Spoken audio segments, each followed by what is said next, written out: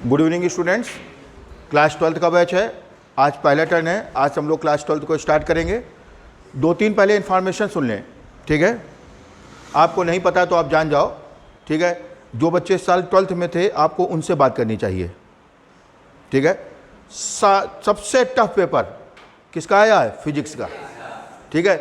मतलब इतना tough paper था कि जिन बच्चों ने अगर जरा सा भी लापरवाही की है वो पास ना हो पाएंगे। ग्रेस मार्क्स मिल जाए अलग चीज़ है। पहली बात तो उन्होंने 16 ऑब्जेक्टिव क्वेश्चन आते हैं ना, 16 MCQ, उसमें 2 क्वेश्चन के गलत आंसर, मतलब क्वेश्चन ही गलत थे। हाँ, उसमें तो मिलेगा, ठीक है। उतने, लेकिन उसका बैड इफेक्ट ये पड़ता है ना कि आपको जैसे क्वेश्चन आपने सॉल्व किया और चारों ऑप्शन में से कोई नहीं आ रहा है तो तुमको लगता है कि हमको क्वेश्चन ही नहीं आया, तो तुम डिप्रेशन में चले गए, ठीक है। तो उससे क्या हुआ कि आगे वाले, ठीक है। तो एक तो 2 क्वेश्चन गलत, CBSE की बात कर रहे हैं हम लोग, और CBSE में 3 सेट, तीनों के बहुत टफ बना दिए। ISC के पेपर तो थोड़ा सिंपल था, वो एज यूजुअल होता ही है। CBSE का, और आपको पता है MCQ में IIT एडवांस के क्वेश्चन रखे, मेंस के नहीं, एडवांस के, समझ गए। मेंस तो छोड़ो, एडवांस के। तो CBSE के बच्चों को स्पेशली बहुत ज़्यादा तैयारी करनी पड़ेगी, ठीक है। यानी अगर आपने फिजिक्स को दूसरे सब्जेक्ट के पैरेलल रखा तो दिक्कत में पड़ जाओगे। कई बच्चे सोचते हैं ना कि जैसे मैथ है, केमिस्ट्री है, इंग्लिश है, वैसे फिजिक्स है। जिसने बराबर माना, ठीक है, वो दिक्कत में आ जाता है, ठीक है। सबसे टफ पेपर, बोर्ड कोई भी हो, सबसे टफ पेपर किसका आता है? फिजिक्स का। तो आपको फिजिक्स को एक्स्ट्रा वेटेज आपको देना ही पड़ेगा। अगर बाकी सारे सब्जेक्ट घर में 15-15 मिनट पढ़ रहे हैं तो फिजिक्स को कितना पढ़ना पड़ेगा? 20 मिनट। समझ गए? एग्जाम्पल दे रहे हैं। कई बच्चों तो 15 मिनट भी नहीं पढ़ते हैं, ठीक है। तो सबसे ज़्यादा वेटेज आपको किसको देना पड़ेगा? फिजिक्स को। अगर ये नहीं लेके चलोगे तो दिक्कत में आ जाओगे, क्योंकि फिजिक्स में बहुत टफ पेपर बनाते हैं और लगातार टफ बना रहे हैं। ये भी नहीं कि इस साल टफ आ गया, लास्ट ईयर से सिंपल था। लास्ट ईयर भी सबसे टफ फिजिक्स का ही था, ठीक है। तो फिजिक्स के लिए आपको स्पेशल प्रिपरेशन करनी है, ठीक है, बहुत ज़्यादा करना है, ठीक। MCQ सबसे टफ आ जाते हैं, तो इसलिए MCQ की हम लोग स्पेशल तैयारी करके लेके चलेंगे शुरू से। यानी अब हम आपको जो शीट देंगे वो बोर्ड पैटर्न पे देंगे पूरी तरह से। जैसे बोर्ड पैटर्न में असर्शन, रीजन आते हैं, ठीक है, उसी लेवल के क्वेश्चन। यानी अब वो जो न्यूमेरिकल शीट होगी वो 11th की तरह नहीं होगी कि केवल न्यूमेरिकल्स होंगे। यानी उसमें 5 सेक्शन की शीट होगी और ज़्यादातर हम PYQ के क्वेश्चन ही रखेंगे। PYQ means previous year question, समझ गए। क्यों? जिन बच्चों ने PYQ अच्छी तरह लगा के गए थे वही पेपर अटेम्प्ट कर पाए, समझ गए, प्रीवियस ईयर के क्वेश्चंस। तो जो इस बार जो शीट आपको मिलेगी उसमें ज़्यादातर क्वेश्चन PYQ के होंगे, चाहे वो IC बोर्ड के हो चाहे CBSE बोर्ड के हो, ठीक है। और IIT मेंस और एडवांस के जो क्वेश्चन है जो आ सकते हैं, ठीक है। इसलिए फिजिक्स को आपको एक्स्ट्रा वेटेज देना ही पड़ेगा। फिजिक्स में अगर जरा सा आपने बराबर माना, कई बच्चे सोचते हैं ना, अरे फिजिक्स है जैसे केमिस्ट्री वैसे मैथ वैसे, ठीक है। तो हर एक को आप एक जैसा नहीं ट्रीटमेंट कर सकते हो ना भाई। किसी को बुखार है, किसी को कैंसर है, तो दोनों का वेटेज बराबर थोड़ी ना होगा। कैंसर को स्पेशल ट्रीटमेंट चाहिए, समझ गए ना। तो आपको शुरू से लेके चलना पड़ेगा, ठीक है। टाइम भी ज़्यादा देना पड़ेगा, इसलिए नेक्स्ट टर्न से इस बैच को हम लगाएंगे 4:30 पे, ठीक है। और जो कल के टर्न वाला बैच है उसको हमने 5:30 कहा है, उसको 5 पे ले आएंगे। यानी दोनों बैच को हम आधा घंटे क्या कर रहे हैं, पहले ले जा रहे हैं, ताकि हम थोड़ा सा खुल के अच्छी तरह से पढ़ा सकें, ठीक है। अभी नहीं समझे क्या? अरे इसमें बहुत ज़्यादा न्यूमेरिकल्स हैं, ठीक है। अभी हम लोग जब सबके स्कूल बंद हो जाएंगे तो न्यूमेरिकल के लिए सुबह बुलाएंगे, ठीक है। तो वो बात अलग है, ठीक है, क्योंकि बहुत ज़्यादा इसमें करना पड़ेगा वर्क, ठीक है। मतलब कोई भी क्वेश्चन स्ट्रेट वे में नहीं है, हर क्वेश्चन को ट्विस्ट किया है और न्यूमेरिकल ही न्यूमेरिकल भरे पड़े थे तीनों सेट में से। स्पेशली हम CBSE की बात कर रहे हैं। जयशंकर, क्या नाम तुम्हारा? जय शैलेंद्र, ठीक है। मतलब बहुत ज़्यादा तुम्हें तैयारी करनी पड़ेगी। हाँ समीर, ठीक है। स्पेशली CBSE वाले बच्चे हो ना तुम लोग, हाँ ठीक, बहुत ज़्यादा अभी से, ठीक। चलो अभी स्टार्ट करें। और 11th की तरह चैप्टर नहीं है इसमें। जो पहला चैप्टर है आपको उसी से अंदाज़ा लग जाएगा कितने बड़े बड़े चैप्टर हैं, ठीक है। और NCERT के अकॉर्डिंग हम लेके चलेंगे, ठीक है। तो यूनिट 1 और साथ ही साथ तैयार करते चलें इलेक्ट्रोस्टैटिक्स।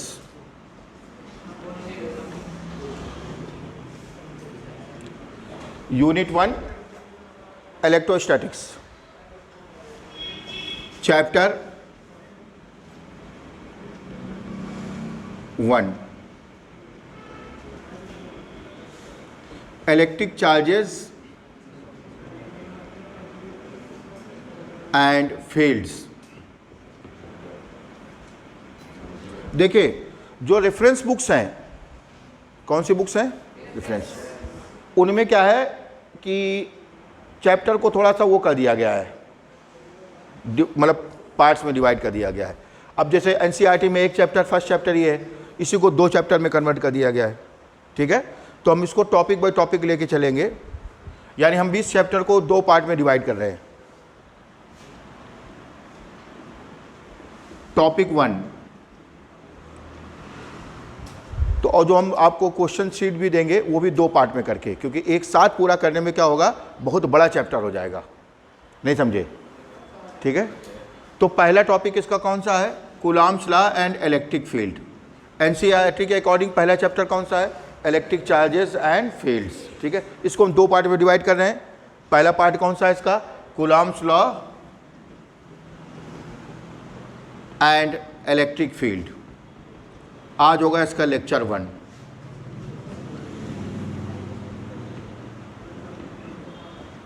और बिल्कुल जीरो लेवल से स्टार्ट करेंगे, बिल्कुल जीरो लेवल से, ये मान करके कि आप एलकेजी के बाद डायरेक्ट 12th में आए हो। ठीक है, साथ ही साथ तैयार करते चले, बार बार रिवाइज करते चलें। ठीक है, इसमें हम 2 काम करेंगे, एक तो आपके डिटेल नोट्स बनवाएंगे, उसके बाद हम क्या करेंगे, पॉइंट पॉइंट करके लेके चलेंगे। यानी एक नोट्स हम आपको प्रिंटेड देंगे, एक तो लिखाएंगे, एक प्रिंटेड देंगे पॉइंट्स पॉइंट्स करके, क्योंकि ऑब्जेक्टिव की आपको स्पेशली तैयारी करनी है। क्योंकि शुरू के जो 16 क्वेश्चन आ जाते हैं वो इतने अझेल दे देते हैं कि बच्चों का मोरल उसी में आपका डाउन हो जाता है, डिप्रेशन में आ जाते हैं। आगे जो सिंपल क्वेश्चन होते हैं वो भी नहीं कर पाते हैं, फिर समझ गए ना। तो उस मतलब डिटेल थ्योरी एक होगी जो हम क्लासरूम थ्योरी है जो हम आपको लिखाएंगे, और एक पॉइंट्स करके हम आपको देंगे। ठीक है, वो प्रिंटेड होगी। सबसे पहले देख रहे हैं इलेक्ट्रिक चार्ज क्या होता है। बिल्कुल जीरो लेवल से स्टार्ट किया है, शुरू में स्पीड थोड़ी कम रखेंगे, बाद में धीरे धीरे बढ़ाते जाएंगे। इलेक्ट्रिक चार्ज क्या होता है, इलेक्ट्रिक चार्ज देखिए एक एग्जांपल लेते हैं। जैसे हमने सोडियम का एग्जांपल लिया, किसका एग्जांपल लिया, एटॉमिक नंबर कितना होता है 11, ये तो पता होगा, और एटॉमिक वेट कितना होता है 23। ठीक है, इसका मतलब ये है कि सोडियम के न्यूक्लियस में 11 प्रोटॉन होते हैं और 12 न्यूट्रॉन होते हैं। ये तो पता होगा एटॉमिक वेट क्या होता है, number of protons plus number of neutrons. और ये जो एटॉमिक नंबर है ये क्या होता है, नंबर ऑफ इलेक्ट्रॉन्स या फिर नंबर ऑफ प्रोटॉन्स। ठीक है, इसको हम किससे लिखते हैं, Z से, इसको किससे लिखते हैं, A से, और A माइनस Z क्या होता है, N। अगर हम लोग एटॉमिक वेट से एटॉमिक नंबर को क्या करें, सब्ट्रैक्ट कर दें, तो क्या आ जाता है, नंबर ऑफ प्रोटॉन्स। ये तो पता होगा, समझ गए। हाँ, number of, sorry, neutrons, very good, number of neutrons, समझ गए। घर जाके जब 23 से 11 को सब्ट्रैक्ट करोगे कैलकुलेटर से तो कितना आएगा, 12, यानी 12 न्यूट्रॉन हो गए। क्लियर, ठीक। और इलेक्ट्रॉन कितने होंगे, 11, क्योंकि एटॉमिक नंबर का मतलब ये होता है नंबर ऑफ न्यूट्रॉन्स या फिर नंबर ऑफ प्रोटॉन्स या फिर नंबर ऑफ इलेक्ट्रॉन्स। ठीक है, बाहर 11 इलेक्ट्रॉन हो गए, एक साथ नहीं होते हैं। फर्स्ट ऑर्बिट में 2 होंगे, सेकंड में 8 होंगे, थर्ड में 1 होगा, हमने एक साथ दिखा दिया समझाने के लिए। ठीक है, अगर नेट चार्ज निकालें ऑन एंटायर एटम, पूरे एटम पे हम क्या निकालें, net charge, net charge on entire atom. ठीक है, कितना होगा, प्रोटॉन पे कितना चार्ज होता है, चार्ज ऑन प्रोटॉन कितना होता है, 1.6 इंटू 10⁻⁻⁻, कूलम, जिसको हम लिखेंगे प्लस ई। ठीक है, क्या लिखेंगे, प्लस ई। और इलेक्ट्रॉन पे कितना चार्ज होता है, इलेक्ट्रॉन पे कितना चार्ज होता है, -1.6 इंटू 10⁻⁻⁻, कूलम, इसको क्या कहेंगे, माइनस ई। ठीक है, यहां पे ई क्या है, नहीं, फंडामेंटल चार्ज। ई को क्या बोलते हैं? प्लस ई है तो प्रोटॉन पे चार्ज हो जाएगा, माइनस ई है तो इलेक्ट्रॉन। केवल ई है तो उसे क्या कहेंगे? Fundamental charge. क्या कहते हैं? क्यों कहते हैं फंडामेंटल चार्ज? क्योंकि इससे कम चार्ज होते नहीं है, इससे कम चार्ज होता ही नहीं है। ये मिनिमम पॉसिबल चार्ज है, यानी चार्ज की स्टार्टिंग ही यहां से होती है। समझ गए? कितनी वैल्यू होती है? 1.6 × 10⁻⁻19 coulomb. Clear? Minimum possible charge है, इसलिए इसको क्या कहा जाता है? Fundamental charge. समझ गए? अब सुनो जरा, हम पूरे एटम पे नेट चार्ज निकाल रहे हैं, पूरे एटम पे नेट चार्ज। ठीक है? न्यूट्रॉन पे कितना चार्ज है? 0। न्यूट्रॉन न्यूट्रल होता है, न्यूट्रॉन न्यूट्रल। प्रोटॉन पे कितना चार्ज होता है? प्लस ई। 11 प्रोटॉन है प्लस 11 ई, 11 प्रोटॉन है प्लस 11 ई। और इलेक्ट्रॉन भी कितने हैं? 11, यानी कितना हो गया? -11 ई, यानी नेट चार्ज कितना आ गया? 0। ठीक है? यानी एंटायर एटम आपका कैसा होता है? न्यूट्रल। पूरा एटम, समूचा atom, whole atom, entire atom, complete atom कैसा होता है? न्यूट्रल। और हर बॉडी किससे मिलकर बनती है? एटम से। हर बॉडी किससे मिलकर बनती है? यानी पूरी बॉडी कैसी होगी? न्यूट्रल। कोई भी बॉडी है, नॉर्मल कंडीशन में पूरी बॉडी कैसी होती है? न्यूट्रल।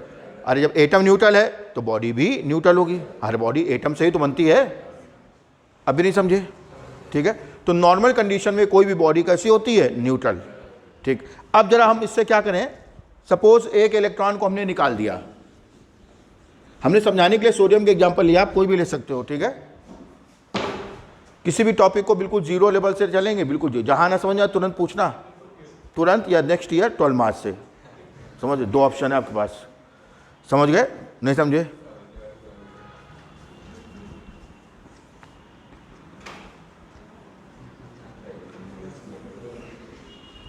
अब आपने क्या किया? इससे एक इलेक्ट्रॉन को बाहर निकाल दिया।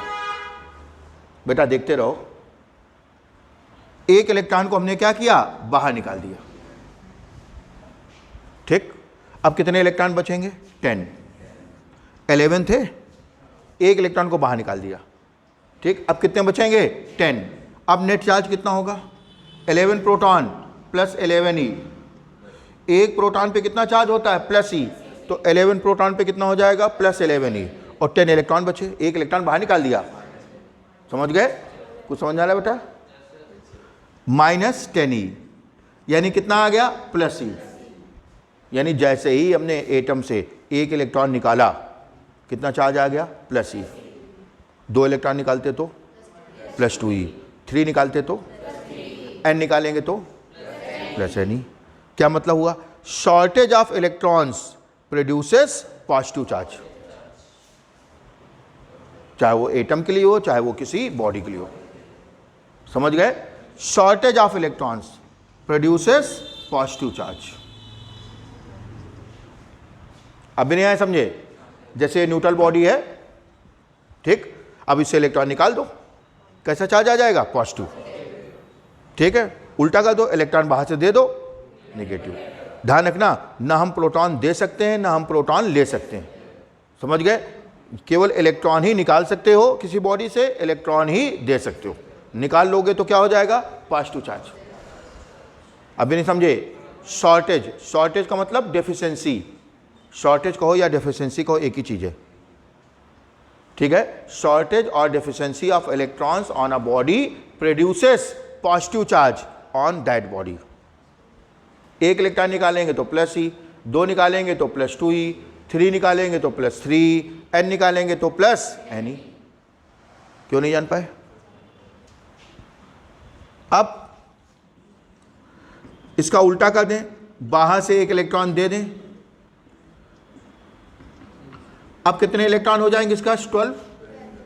बाहर से दे दोगे तो 12 नहीं हो जाएंगे? 11 थे पहले, देखो 11 थे, बाहर से एक दे दिया।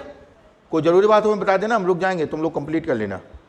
हमारा क्या है? ठीक है, तुम लोग जरूरी है। ठीक है? अब नेट चार्ज कितना हो जाएगा? +11 ई -12 ई, यानी कितना आ गया? -e। कैसा चार्ज आ गया, निगेटिव। और ध्यान रखना जो चीज़ एटम के साथ हो रही है वही चीज़ बॉडी के साथ, बॉडी भी तो एटम से ही बनी होगी। यानी shortage of electrons produces positive charge, excess of electrons produces negative. फिर रिपीट कर रहे हैं, किसी बॉडी को ना हम प्रोटॉन दे सकते हैं ना उससे प्रोटॉन ले सकते हैं, इलेक्ट्रॉन ही दे सकते हैं, इलेक्ट्रॉन ही ले सकते हैं। अगर किसी बॉडी से हम इलेक्ट्रॉन ले लेंगे तो उस पर कैसा चार्ज आ जाएगा, पॉजिटिव, अगर दे देंगे तो निगेटिव। और एक बात और, क्या हो गया, समझ गए, हाँ तो शांत रहो, ठीक है। अब ध्यान रखना, चार्ज अगर हमने कहा कि इस सब ने इलेक्ट्रॉन निकाल लिया तो उस पर कैसा चार्ज आया, इसका मतलब किसी दूसरी बॉडी पे क्या आया होगा, निगेटिव, क्योंकि चार्ज ना तो प्रोड्यूस होता है ना डिस्ट्रॉय होता है। जैसे हमने दो बॉडीज को रगड़ा, अब सपोज इससे ये बॉडी ए है, ये बॉडी बी है, बी फॉर ब्लैक, ठीक है, ब्लैक मार्कर है, ठीक, इसको रगड़ा आपने, सपोज बॉडी ए से इलेक्ट्रॉन निकल के कहाँ गई, बॉडी बी पे, तो जितना इस पे पॉजिटिव चार्ज आएगा उतना इस पे निगेटिव चार्ज। समझ गए, अगर दोनों का नेट चार्ज निकालें तो पहले भी जीरो था बाद में भी जीरो। समझ गए, कोई भी बॉडी अगर निगेटिवली चार्ज हो रही है तो इसका मतलब दूसरी बॉडी उतनी क्या हो रही होगी, पॉजिटिवली चार्ज, क्योंकि चार्ज केवल एक बॉडी से दूसरी बॉडी में क्या हो सकता है, ट्रांसफर हो सकता है, ना प्रोड्यूस हो सकता है। ना हम कहते हैं जरूर इस बॉडी में चार्ज प्रोड्यूस हो गया, प्रोड्यूस होने का मतलब कहीं से इलेक्ट्रॉन निकल के आ गए या उससे निकल के दूसरे में चले गए, लेकिन जितना निगेटिव चार्ज प्रोड्यूस हुआ होगा किसी दूसरी बॉडी पे उतना ही पॉजिटिव चार्ज। बात समझे, कोई डाउट, ठीक। एक बात और, अब जैसे कोई चार्ज बॉडी है या कोई न्यूट्रल बॉडी है, ये कोई चार्ज बॉडी है, सपोज ये बॉडी ए है, ये बॉडी बी है, तो क्या बॉडी ए बॉडी बी पे कोई फोर्स लगाएगी, नहीं, लेकिन अगर इस पे चार्ज होता तो क्या करती, फोर्स लगाती, चाहे पॉजिटिव होता चाहे नेगेटिव होता। यानी चार्ज एक ऐसी इंट्रिंसिक प्रॉपर्टी है, इंट्रिंसिक का मतलब इंटरनल, चार्ज किसी बॉडी की एक ऐसी इंट्रिंसिक प्रॉपर्टी है जिसके कारण वो बॉडी किसी दूसरी चार्ज बॉडी पे इलेक्ट्रोस्टैटिक फोर्स अप्लाई करती है। नहीं समझे, चार्ज होगा किसी बॉडी पे तभी वो दूसरी चार्ज बॉडी पे क्या अप्लाई कर सकती है, इलेक्ट्रोस्टैटिक फोर्स, शॉर्ट में इलेक्ट्रिक फोर्स कर दो। अभी नहीं समझे, दो डेफिनेशन हो गए चार्ज की, ठीक है। Charge produced on a body is that intrinsic property due to which that body exerts an electric force on another charged body। यानी चार्ज किसी बॉडी में कि वो इंट्रिंसिक प्रॉपर्टी है जिसके कारण वो बॉडी किसी दूसरी चार्ज बॉडी पे क्या अप्लाई करती है, इलेक्ट्रिक फोर्स। अभी नहीं समझे, और दूसरे क्या है, शॉर्टेज और excess of electrons on a body, shortage और excess of electrons on a body produces electric charge on that body. ठीक है, सुनिए, जितनी हम थ्योरी लिखाएंगे स्पेशली सीबीएसई वाले, ठीक है, आईसी के पेपर कंपेरेटिवली थोड़ा सा सिंपल आता है, ठीक है, स्टेट वे में पूछते हैं, जितनी थ्योरी लिखाएंगे ये मान लो वो थ्योरी आपके किसी काम लायक नहीं है, ठीक है, हाँ समझ। लेकिन दिक्कत क्या है कि ये थ्योरी नहीं पढ़ोगे तो वो जो क्वेश्चन आएंगे, नहीं समझे, तो वो तो एक को नहीं कर पाओगे। ठीक है, यानी कोई भी क्वेश्चन आपसे स्ट्रेट वे में नहीं पूछेंगे, हाँ उसका यूज करेंगे, ये बेसिक्स हैं, समझ आए ना हमने क्या कहा। ठीक है, यानी जब आप थ्योरी पढ़ने के बाद प्रॉब्लम्स ट्राई करोगे तो जो प्रॉब्लम शीट देंगे, जो क्वेश्चन ट्राई करोगे, उससे पता चलेगा कि किस टाइप के क्वेश्चंस पेपर में आते हैं, कैसे क्वेश्चन को, लैंग्वेज देखिए सिलेबस वही है लेकिन उसी सिलेबस में इतना ट्विस्ट कर देते हैं वो क्वेश्चन को। बात समझे, ठीक, लिखे, हेडिंग क्या डाली, इलेक्ट्रिक चार्ज, लिखिए।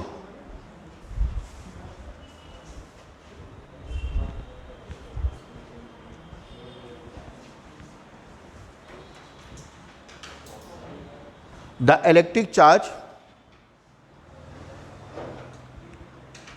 प्रोड्यूस्ड ऑन अ बॉडी, तुम क्यों नहीं लिख रहे हो, तो पेन पेज सब ले लो पीछे से। The electric charge produced on a body is that intrinsic property, is that intrinsic property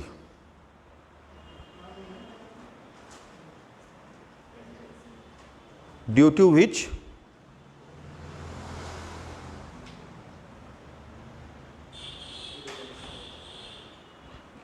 the body exerts, the body exerts, exerts का मतलब अप्लाई करना, the body exerts an electric force,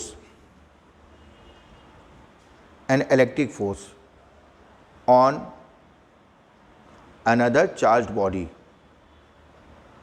another charged body.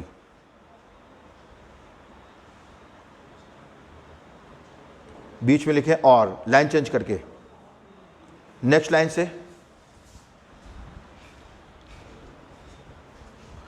The deficiency,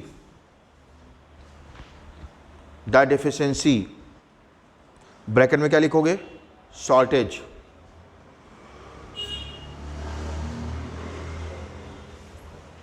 bracket close, और efficiency, deficiency bracket में क्या लिखा? Shortage और efficiency, efficiency लिख लोगे इस ब्रैकेट में। एक्सेस, एफिशिएंसी का मतलब एक्सेस और डेफिशिएंसी का मतलब शॉर्टेज, ठीक है। Excess bracket close of electrons on a body, of electrons on a body produces electric charge on that body, on that body.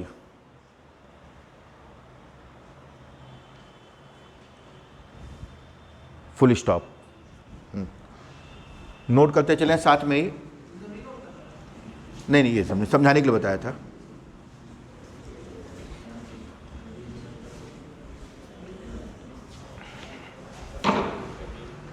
shortage of electrons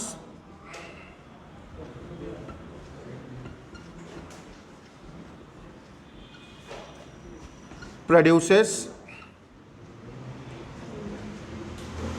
positive charge,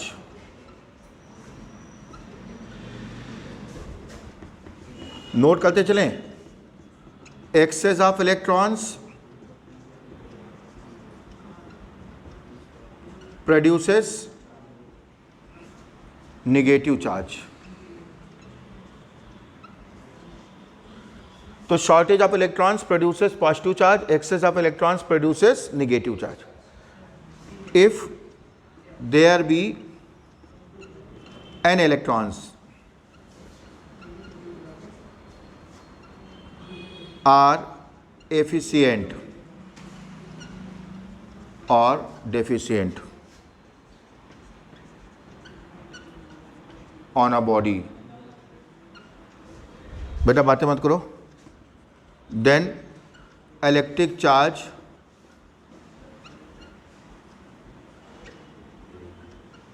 produced on that body. अगर किसी body पे कितने electron efficient हैं, and efficient हो चाहे deficient हो, नहीं समझे, तो कितना चार्ज प्रोड्यूस होगा उसमें? Q equal to NE। अब अगर हाँ प्लस माइनस NE कर लो, चलो प्लस माइनस, चलो ठीक है, प्लस माइनस NE। अगर डेफिशिएंट है माइनस ऊपर लिखना चाहिए हमें, पहले हमने क्या लिख दिया है? एफिशिएंट। अगर एफिशिएंट है तो माइनस NE और डेफिशिएंट है तो प्लस NE। अरे पहले हमने एफिशिएंट लिखा है, नहीं ठीक है, जो चीज़ पहले लिखी जाती है उसका साइन ऊपर, जो चीज़ बाद में लिखी है उसका साइन नीचे, समझ गए? सीक्वेंस ध्यान रखा जाता है ना, समझ गए ना? अगर इलेक्ट्रॉन्स की एफिशिएंसी है तो नेगेटिव चार्ज और डेफिशिएंसी है तो पॉजिटिव चार्ज। क्लियर? ये को क्या कहते हैं? Fundamental charge. क्या कहते हैं? Fundamental charge. कितनी वैल्यू? 1.6 10⁻⁻⁹ कूलम। क्लियर? ठीक है। अगर हम चार्ज की यूनिट की बात करें, यहां तक पहुंचो।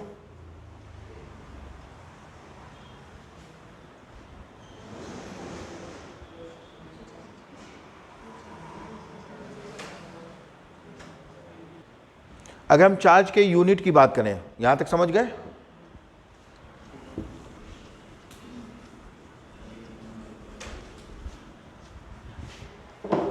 सबसे पहले डायमेंशन फार्मूला देख लो।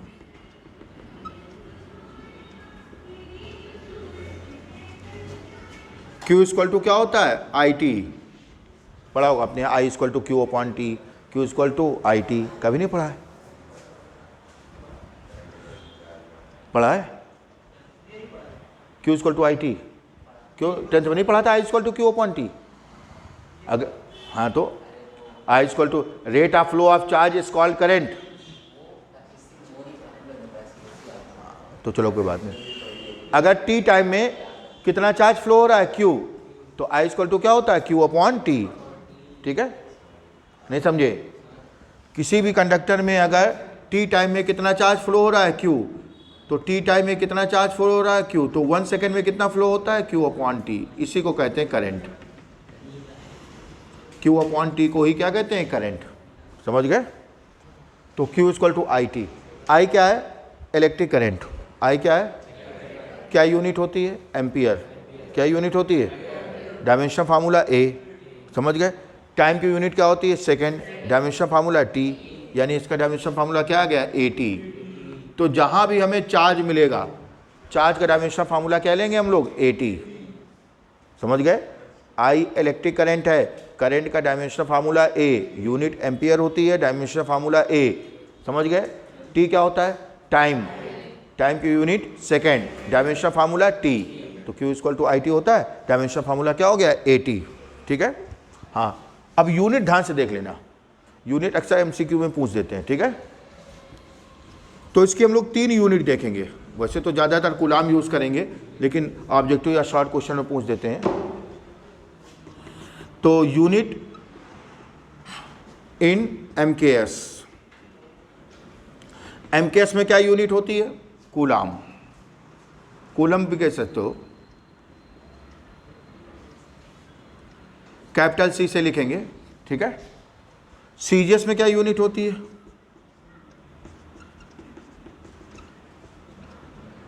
सीजीएस में कई यूनिट होती हैं। एक होती है आपकी इलेक्ट्रोस्टैटिक यूनिट,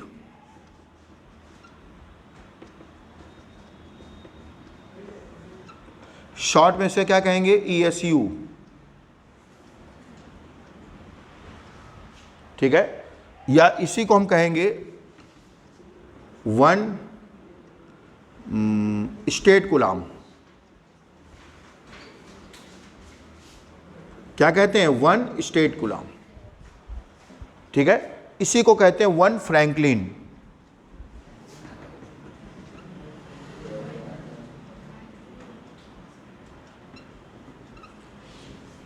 तो ये तीनों एक ही हैं, चाहे आप कह दो 1 ईएसयू, क्या कहते हैं, या फिर कह दे 1 स्टेट कूलाम, या फिर 1 अब अगर एयरफोर्स का आंसर उठा के देखें या इंडिया वगैरह का, तो अक्सर पूछ देते हैं।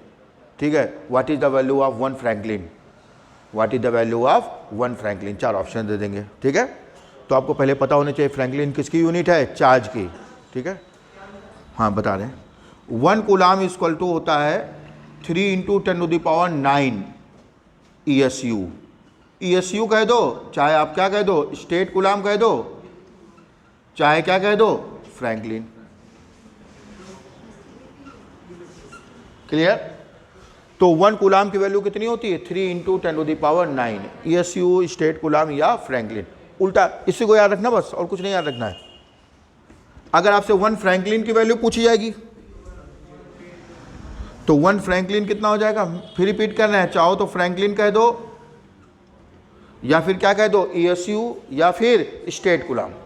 ठीक है, अभी नहीं समझे, क्या वैल्यू हो जाएगी, 1 अपॉन, अरे इसको उधर ले जाओ, समझ नहीं आ रहा है क्या, 3 × 10⁹, यानी कितना आ जाएगा, ऊपर ले जाओ, -9, एक जीरो बढ़ा लो, -10, यानी 3.33 10⁻−10 कूलाम। हाँ सही, यहाँ तक कोई दिक्कत? लेकिन ये याद मत रखो, आप इसको याद रखो। अरे कोई भी, वो तो एक ही चीज़ है। ठीक है, अब तीसरी यूनिट कौन सी होती है, इलेक्ट्रोमैग्नेटिक यूनिट।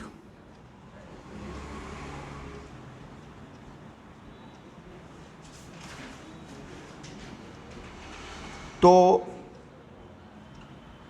चार्ज के यही 3 यूनिट आप पूरी लाइफ में पढ़ेंगे बस, ठीक है। इलेक्ट्रोमैग्नेटिक यूनिट, जिसको हम क्या कहेंगे शॉर्ट में, EMU। क्या कहते हैं? EMU, ठीक है। इसी को बोलते हैं एब कूलाम। एब कूलाम लिख दिया हमने, AB एब कूलाम, ठीक है। और 1 एब कूलाम में होता है आपका 10 कूलाम के इक्वल। 1 EMU कह दो, 1 एब कूलाम कह दो, किसके इक्वल होता है? 10 कूलाम। तो ये 3 यूनिट हो गई आपकी, ठीक है। तीनों को याद कर लें, इससे जनरली एक क्वेश्चन आपका एयरफोर्स, नेवी, एनडीए वगैरह में आ जाता है, ठीक है। अब हम देखेंगे क्वांटाइजेशन और atomicity of charge.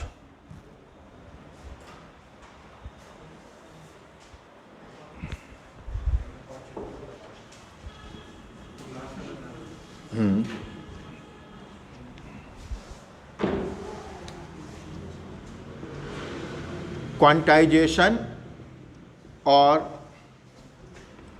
Atomicity of charge.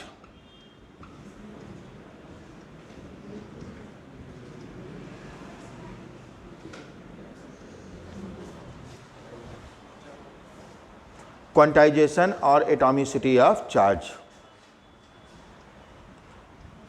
ई को हम लोग क्या बोलते हैं?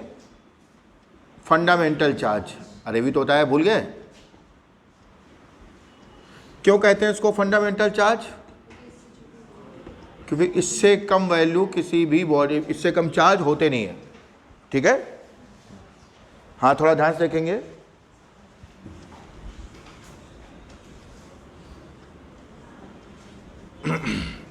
सुने,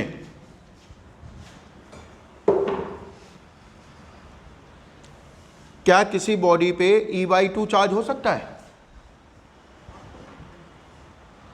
क्या किसी बॉडी पे E/2 चार्ज हो सकता है? E/2 का मतलब हो गया इसका आधा, और इससे कम चार्ज होता नहीं है। बोलो समीर, जय शैलेंद्र, क्या किसी बॉडी पे E/3 चार्ज हो सकता है? क्या किसी बॉडी पे 0.7 E चार्ज हो सकता है? 0.7 छोटा बड़ा भी नहीं जान पाते हो क्या?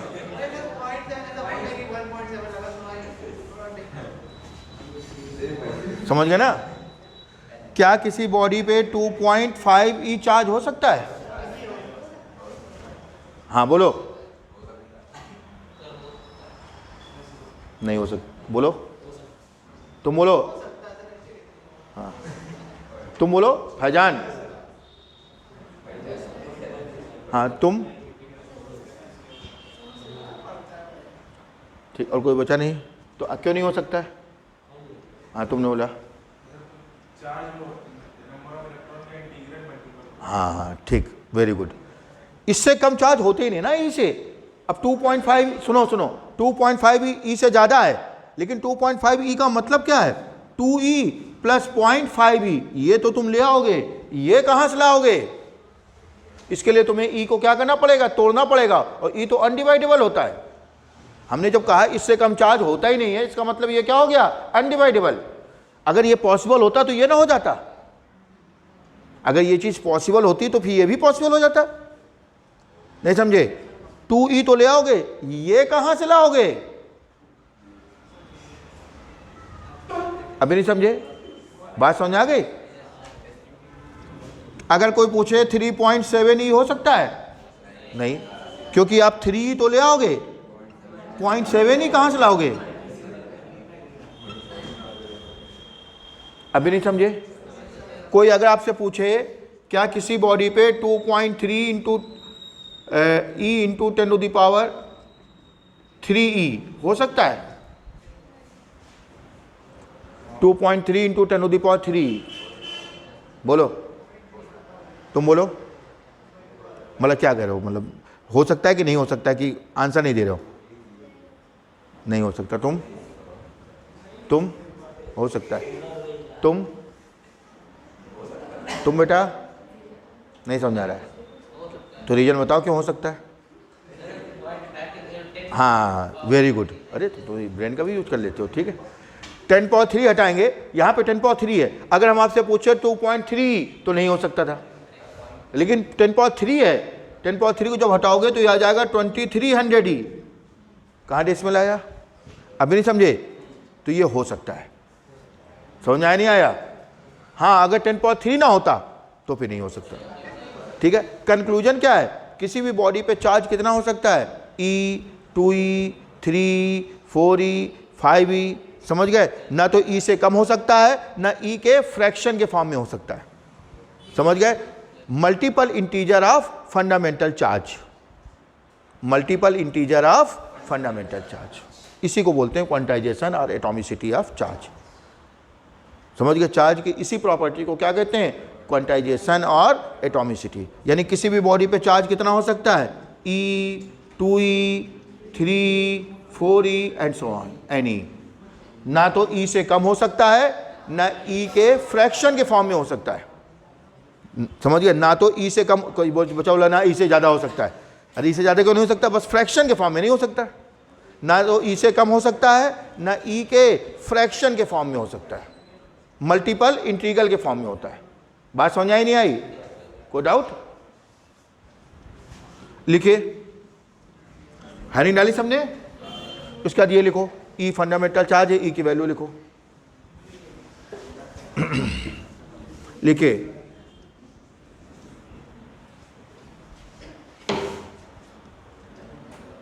The electric charge on a body, हाँ इसके बाद लिखना है, ठीक है। बिल्कुल जीरो लेवल से लेके चलेंगे, अगर आप साथ ही साथ पढ़ते चलो, बिल्कुल बस कुछ नहीं करना है, साथ ही साथ तैयार करते चलना है, क्वेश्चन जो सीट थे उसकी प्रैक्टिस करते जाना है, ठीक है।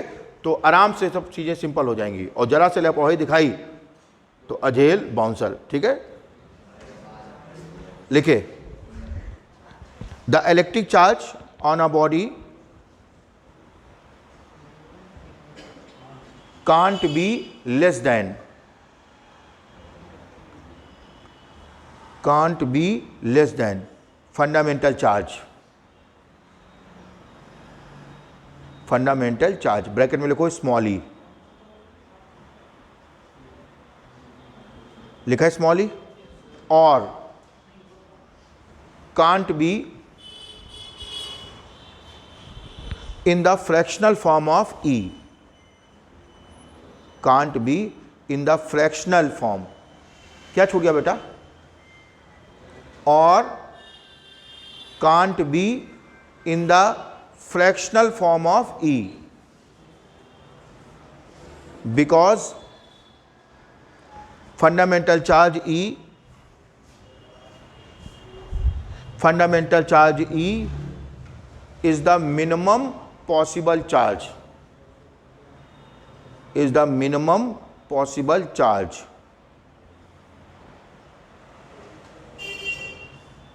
that is it can't be divided, it can't be divided, full stop. पहला चेंज करें 10 comma inverted comma, the electric charge on a body, the electric charge on a body can be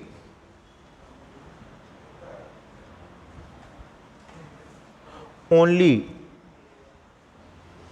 in the multiple integer, only in the form of multiple integer, only in the form of multiple integer of fundamental charge E, of fundamental charge E,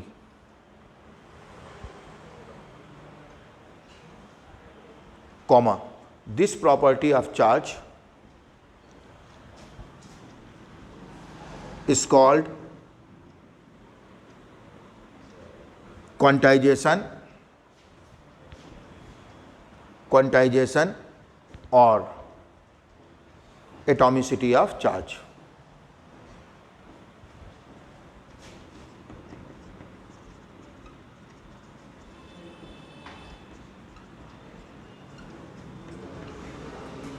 ये note कर लें, that is electric charge on a body. तो किसी भी body पे charge कितना हो सकता है, E2, E3 and so on any. Note कर लिया।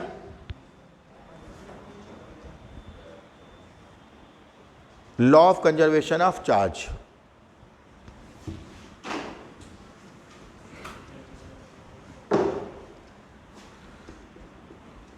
Law of conservation of charge.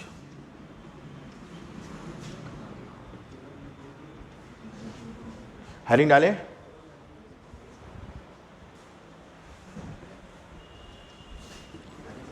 तो देखिए आज केवल इंट्रोडक्शन हुआ है, केवल चार्ज के बारे में बताया है, ठीक है। मेन चैप्टर नेक्स्ट टाइम से स्टार्ट होगा, Coulomb's law in the scalar form, Coulomb's law in the vector form. Vector form में हम लोग को जरूरत पड़ेगी यूनिट वेक्टर की। किसकी जरूरत पड़ेगी, यूनिट वेक्टर, ठीक है। तो थोड़ा 11th, अच्छा 11th वाली कॉपी रखी है कि मतलब फेंक दी, कॉपी फेंक देते हो, पूरे लाइफ काम आएगी बेटा। सुनिए, तो बस शांत रहो। जैसा हमने अभी आपको बताया, चार्ज को ना तो हम प्रोड्यूस कर सकते हैं ना डिस्ट्रॉय कर सकते हैं, केवल एक बॉडी से दूसरी बॉडी में क्या हो सकता है, ट्रांसफ़र हो सकता है। इसी प्रॉपर्टी को क्या कहते हैं, law of conservation of charge. यानी हम कह सकते हैं जैसे दो बॉडीज हैं, एक दूसरे से इंटरेक्ट कराई गई, मतलब टच कराया गया, तो total charge before interaction is always equal to total charge after it. समझ गए, लिखे।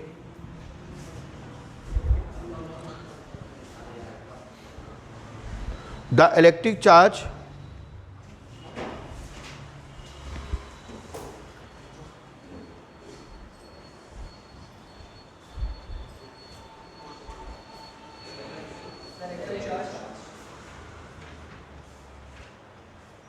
neither can be produced nor can be destroyed.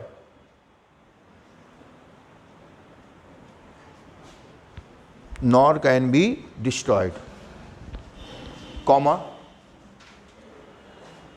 it can be transferred from, it can be transferred, तुम लिख क्यों नहीं रहे बेटा, it can be transferred from one body to another body only. It can be transferred from one body to another body only, comma, this property of charge, this property of charge is known as law of conservation of charge. Law of conservation of charge.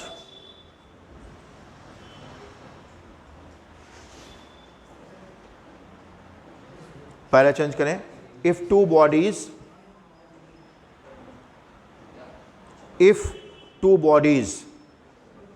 are touched or touched bracket में लिखो interacted, touched कह दो, interacted कह दो,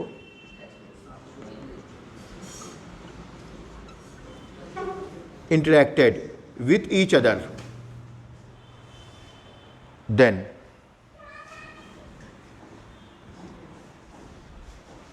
total charge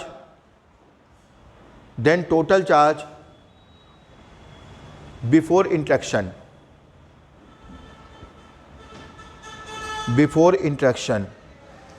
is always equal to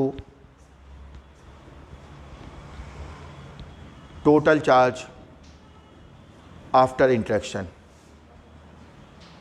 Total charge after interaction. ठीक है। अगर दो बॉडीज एक दूसरे से इंटरेक्ट कराई जा रही हैं, मतलब टच कराया जा रहा है, तो total charge before interaction is always equal to total charge after interaction. जैसे ए और बी को टच कराया तो total charge A and B equal to always to total charge A and B after interaction. Before interaction equal to after interaction. कोई doubt? ठीक, okay, that's all.